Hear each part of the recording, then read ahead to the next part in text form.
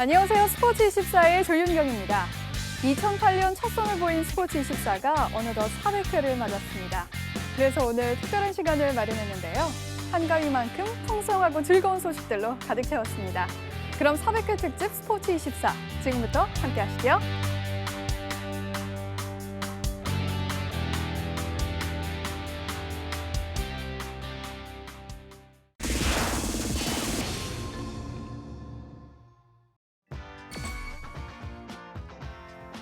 올해 스포츠 세계는 그야말로 희로애락이 가득했습니다. 세계인의 축제 리우올림픽도 있었고요. 또 승부조작이라는 안타까운 소식도 전해졌습니다. 그래서 이분들을 모셨습니다. 촌철살인, 스포츠계 최고 입당을 자랑하는 네 분 나오셨습니다. 안녕하세요. 네, 안녕하세요. 안녕하세요. 자, 또 스포츠24가 400회를 맞이했는데요. 우리 시청자 여러분께 한 말씀씩 해주시죠. 일단 저는 첫 출연이라서요. 여러분들께 축하드리고 싶고요. 천회 특집제도 꼭 불러주십시오. 달려오겠습니다. 네, 네. 감사합니다. 저는 이 프로그램 굉장히 애착이 많습니다. 출연도 했었고 진행도 했었고 PD도 했었고 다양한 걸 했었는데 말씀하신 것처럼 천회 때 같이 나오겠습니다. 오늘 또 터줏대감이시잖아요. 네. 하드캐리 부탁드립니다. 네. 네. 전 사실 이 스포츠24 출연한 지가 이제 한 횟수로 한 2년 정도 됐고 400회 중에 제가 한 횟수는 한 30회가 채 안 될 것 같은데 사실 적응기거든요. 여전히 적응기인데 정말 어떤 역사와 전통을 자랑하는 프로그램인 만큼 말씀하신 것처럼 1000회도 꼭 찍으셨으면 좋겠습니다. 저는 400회 중에 한 300회 시청을 했던 사람으로서 400회 특집인데 게스트가 조금 약하지 않아. 전체적으로 다 조윤경 아나운서를 빼고는. 그래서 좀 더 과감한 투자가 500회, 600회, 700회는 좀 있어야 되지 않을까 생각이 좀 듭니다. 네, 매우 공감합니다. 네. 네. 그럼 올 한해 가장 뜨거웠던 이슈부터 살펴보겠습니다. 역시 리우올림픽을 빼놓을 수가 없겠죠. 어떻게 보셨습니까? 우리 이경재 기자는 직접 또 취재를 다녀오셨다고요? 네, 저는 베이징 올림픽 이후에 8년 만에 올림픽을 다녀왔는데요. 굉장히 말이 많았잖아요. 굉장히 경제도 침체돼 있고 정치 상황도 불안해서 과연 올림픽을 제대로 끝까지 치러낼 수 있을까가 일단 걱정이 많았는데 그렇죠. 브라질이라는 나라가 게으르지만 낙천적이고 스포츠를 좋아합니다. 그리고 발전이 좀 더디지만 잠재력은 무궁무진하고 그런 모습들을 올림픽에서 좀 볼 수 있었고 경기장 안에서는 굉장히 스포츠 모든 종목에 관해서 굉장히 팬들의 호응도 높았고요. 굉장히 뜨거웠습니다. 네. 우리나라는 금메달 9개로 종합 8위로 했는데요. 양궁에서 4개, 태권도 2개, 그리고 펜싱, 사격, 골프 등에서 메달을 땄죠. 네. 금메달 9개라고도 만족할 수도 있겠지만 전체적으로 메달을 딴 종목들이 굉장히 적었어요. 그런 부분에서 좀 반성을 해야 될 것 같고요. 네.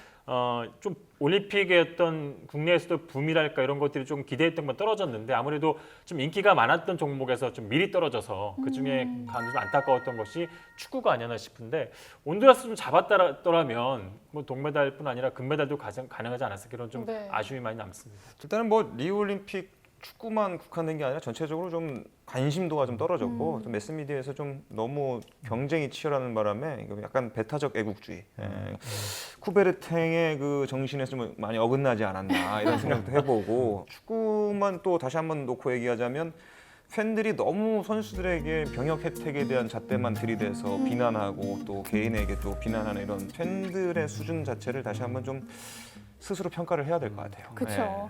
또 그리고 또 중계 시간 자체가 너무 늦다 보니까 저는 못 보겠더라고요. 너무 늦은 시간에 하니까 그런 부분들도 좀 아쉽긴 했어요. 우리가 IOC에다가 얘기를 해야 될 것 같아요. 한국 시간에 맞게 미녀들은 일찍 또 자니까. 그건 아니고요. 네. 근데 또 그런 부분도 있는 것 같아요. 사실 제가 해외 모든 방송들을 보는 건 아니라 정확히 확언을 할 수 없습니다만 올림픽이 28개 종목이고 우리가 24개인가 6개 종목에 출전을 했어요. 네. 근데 실제 이제 국내 방송사에서 중계된 종목을 보면 메달이 나오는 종목에 집중이 되다 보니까 제가 대충 집계를 했습니다만 해보니까 10 몇 개 정도밖에 안 되더라고요. 한 절반 정도는 실제 선수들이 중계가 안 됐어요, 우리 선수들. 그렇군요. 결국 레슬링 유한수 선수 같은 경우는 동메달 결정전 굉장히 중요한 경기였음에도 불구하고 다른 구기 종목 중계에 밀려서 아예 중계 방송조차 이제 생방송으로 되지 않는 경우도 있었거든요. 세 개의 방송사가 똑같은 경기 중계를 지금 한단 말이에요. 맞아요. 사실상 세 개의 방송국이 필요가 없는 그럴 필요는 상황이거든요. 없죠. 그런 부분들은 좀 우리가 한 번쯤은 좀 되새겨볼 부분이 아닌가 하는 생각도 들었습니다. 그리고 저는 이번 리오 올림픽에서 가장 충격, 쇼크를 느꼈던 장면이 육상에서 일본 대표팀이 400m 릴레이에서 은메달을 땄거든요. 맞아요. 볼트를 보려고 TV를 틀었다가 일본 선수들이 2위를 하는 장면을 보고서는 상당히 큰 충격을 느꼈는데 배 아프셨죠? 배도 많이 아프기도 했고 내가 지금 잘못 본 게 아닌가 아. 그런 생각이 들 정도로 저 이런 부분은 분명히 한국 체육계에 던지는 메시지가 저는 있다라고 생각이 되거든요. 뭐 일본 얘기를 해주셨습니다만 이제 영국도 마찬가지고요. 일본과 영국이 최근에 올림픽에서 한 번씩 망했습니다.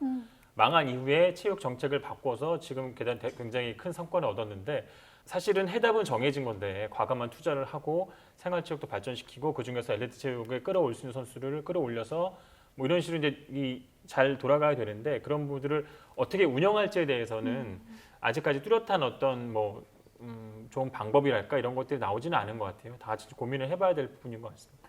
또한 선수들의 생각도 예전과는 조금 달라진 부분이 있는 것 같은데요. 과거에는 국위 선양이 목적이었다면 이번 올림픽에서는 즐겼다. 이 말을 참 많이 한 것 같습니다. 우리 박상영 선수의 그 금메달 인터뷰에도 그 즐겼다. 그 말이 상당히 많이 나왔는데요.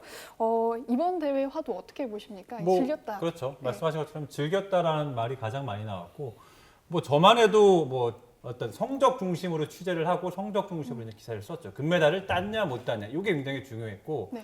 이전에는 금메달을 못 따고 또 뭐 3, 4회전 못 따고 이러면 3, 4회전 지고 이러면 죄송하다라는 얘기를 정말 선수들이 많이 맞아요. 했어요. 물론 이번 대회도 죄송하다는 얘기는 많이 나왔습니다. 근데 뭐 말씀하신 박상영 선수를 포함해서 뭐 양궁 장혜진 선수, 그냥 구본찬 즐기고자. 선수 유난히 좀 즐겼다라는 얘기들을 많이 한 축제다. 대회가 아니었나 싶어요. 즐기자, 그만큼 원없이 하고 오자. 선수들의 그래야 어떤 저한테 또 뭐 승부할 수 마음가짐, 있을 것 올림픽을 같고. 대하는 자세나 태도가 이전과는 뭔가 좀 달라진 게 분명히 좀 뚜렷하게 보이는 대회가 아니었나 싶습니다. 박상현 선수도 그렇고 이제 양궁의 구본찬 선수가 그 정말 진땀 나는 승부를 펼치고 나와서 이제 기자들 옆을 지나가면서 이제 기자분들 빨리 퇴근하셔도 되겠다 뭐 이런 농담을 막 날리고 그냥 뭐 아름다운 밤이었다 뭐 이런 얘기를 했는데 정말 4년 동안 최선을 다하지 않았다면 즐길 수 없었을 것 같다는 생각을 했어요. 그렇죠. 그러니까 정말 즐겼다는 것이 굉장히 긴장된 순간에 본인의 어떤 이런 마인드 컨트롤을 할 수 있는 그런 자기 암시 같은 건데 최선을 다했기 때문에 그런 자기 암시가 통하는 거지. 정말 제대로 연습도 안 했는데 난 정말 즐길래 이게 될까 이런 생각을 해봤습니다. 그러니까 정말 최선을 다하는 선수가 정말 결정적인 순간에 이 마음을 내려놓는 그런 자세에서 나올 수 있는 말이 즐겼다라는 말인 것 같습니다. 즐기시기 바랍니다. 여러분. 네.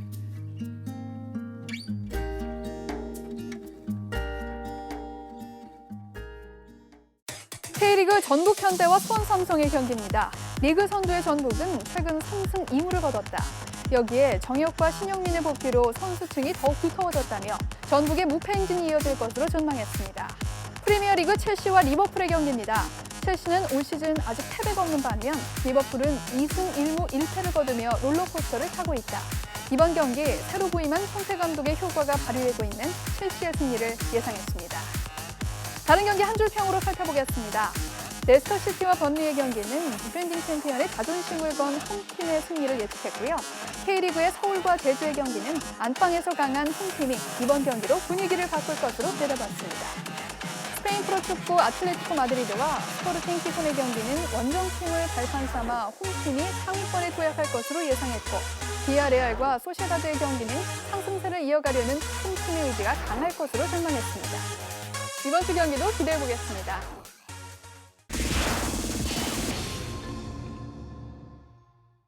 자, 이번에는 조금 분위기를 바꿔보겠습니다. 자, 스포츠 선수에게 잘생긴 외모, 예쁜 얼굴은 중요할까요? 이거 어떻게 보십니까?